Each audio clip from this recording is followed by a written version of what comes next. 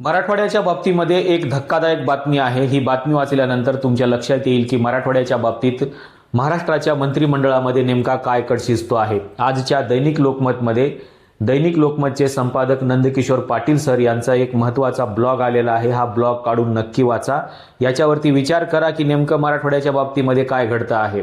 ही बातमी अतिशय भयानक आहे आणि मराठवाड्याला अतिशय मागासलेपणामध्ये पुन्हा ढकलून देणारी आहे। मराठवाड्याचा दुष्काळ वाढवणारी आहे आणि मराठवाड्याची चिंता देखील वाढवणारी आहे।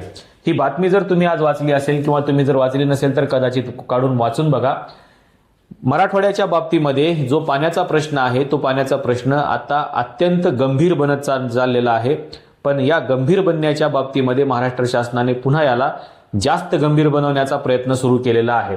काय आहे या बातमीमध्ये तर दमनगंगा पिंजरा प्रकल्पाच्या बाबतीमध्ये तुम्हाला असं दिसेल की या प्रकल्पामधून मुंबईला पाणी मिळणार आहे तर तापी नर्मदेचा थेट फायदा गुजरातला होणार आहे। 2017 मध्ये महाराष्ट्राच्या मुख्यमंत्र्यांनी आपल्याला एक आश्वासन दिलेलं होतं की 50 टीएमसी पाणी मराठवाड्याला मिळेल, पण ते पाणी अजून आलेलं नाही। आणि दुसरी महत्त्वाची गोष्ट म्हणजे केंद्राकडे जो डीपीआर पाठवलेला आहे त्या डीपीआर मधून मराठवाड्याचं नावच वगळलेलं आहे। त्याच्यामुळे या डीपीआर मध्ये मराठवाड्याच्या विकासासाठी सध्या काहीही नाही आहे। सगळ्यात महत्त्वाची गोष्ट म्हणजे आणि गंभीर बाब म्हणजे या मराठवाड्याच्या बाबतीमध्ये असलेले जे काही प्रकल्पांचे कार्यालय आहेत हे सगळे कार्यालय आता अहिल्यानगर आणि नाशिकमध्ये हलवण्याचा कट सुरू झालेला आहे। याचे देखील विशेष संदर्भ या बातमीमध्ये नंदकिशोर पाटील सरांनी दिलेले आहेत। ते एकदा आपण बघितले पाहिजे की नेमकं त्यांनी या बातमीमध्ये काय सांगितलेलं आहे। तुम्ही जर बघितलं असेल तर ही जी प्रशासकीय कार्यालय आहेत ही सगळी प्रशासकीय कार्यालय म्हणजे 4 प्रशासकीय कार्यालय मराठवाड्यामधून आता हलवण्याचा प्रयत्न सुरू झालेला आहे। याच्यामधलं जे पहिलं कार्यालय आहे ते आहे नंदूर मधमेश्वर कालवा विभाग।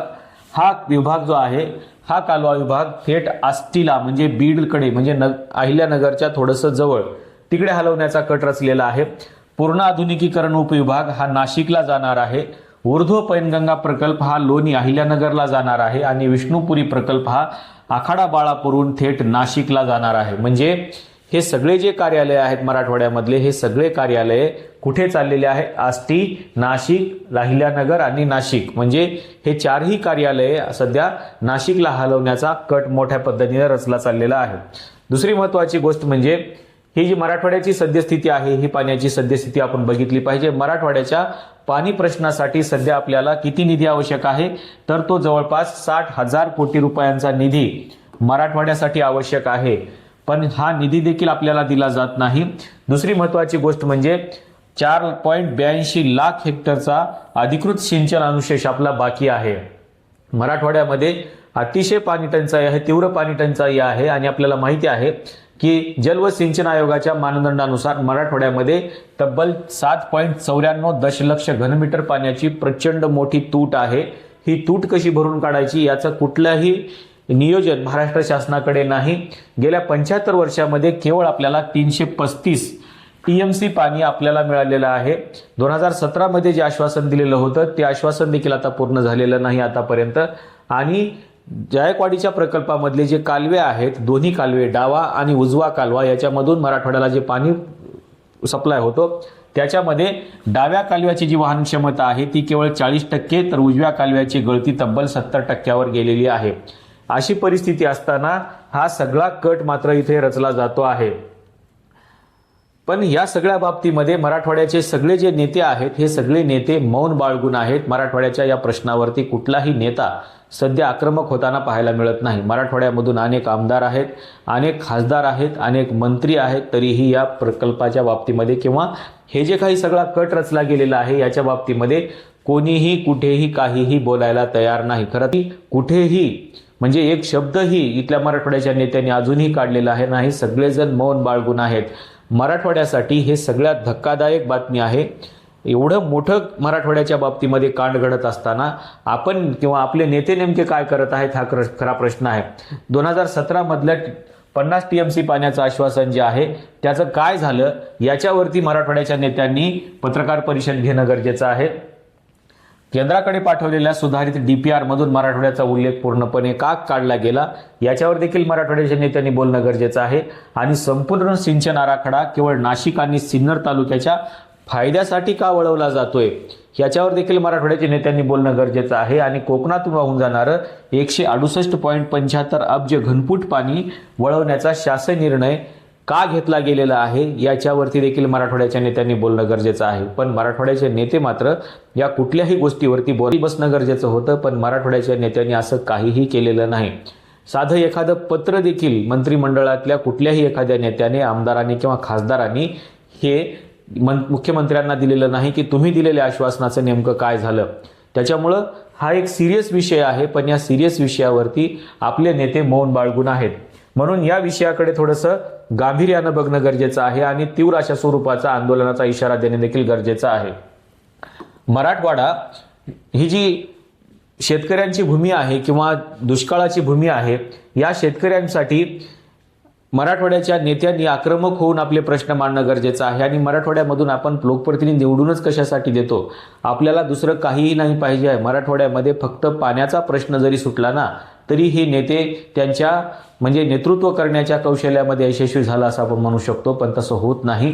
या बाबतीमध्ये कुठल्याही प्रकारचं आक्रमक आंदोलन छेडण्याची कोणीही तयारी केलेली नाही। जे काही शेतकरी नेते आहेत त्यांनी फक्त बैठका घ्यायला सुरुवात केलेली आहे आणि त्यांनी आंदोलनाची दिशा निश्चित करायला सुरुवात केलेली आहे। पण लोकप्रतिनिधी म्हणून ज्या मराठवाड्याचं नेतृत्व करण्यासाठी आपण लोक केंद्रात पाठवले, ज्या मराठवाड्याचं नेतृत्व करण्यासाठी आपण लोक विधिमंडळामध्ये पाठवले, त्यापैकी कोणीही बोलायला तयार नाही।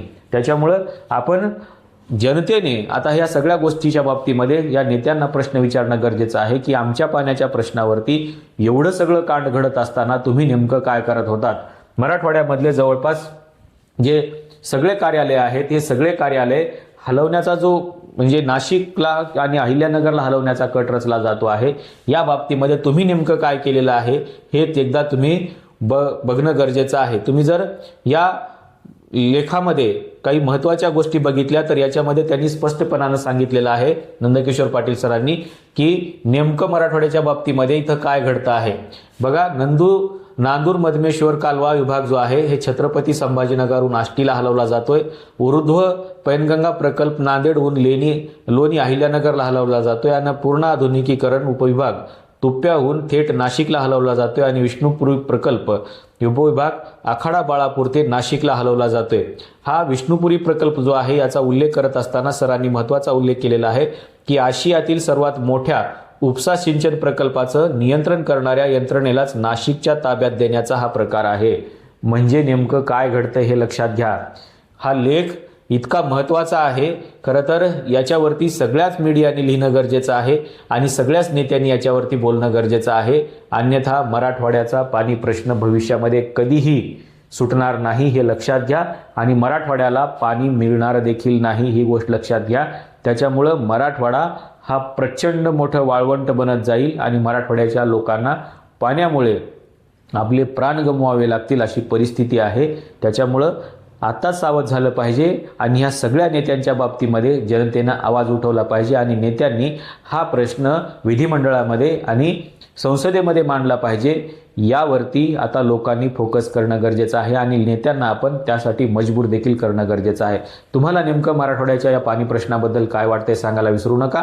आज नंदकिशोर पाटील सरांनी याच्या बाबतीमध्ये अतिशय डिटेल लिहिलेलं आहे, हे लोकांना शेअर करा, याच्यावरती चर्चा करा, आजचा दैनिक लोकमत काढून वाचा आणि पुढची दिशा काय असावी हे देखील निश्चित करा। आजच्या या व्हिडिओमध्ये आपण इथेच थांबूया, पण हा लेख आज वाचायला विसरू नका। धन्यवाद।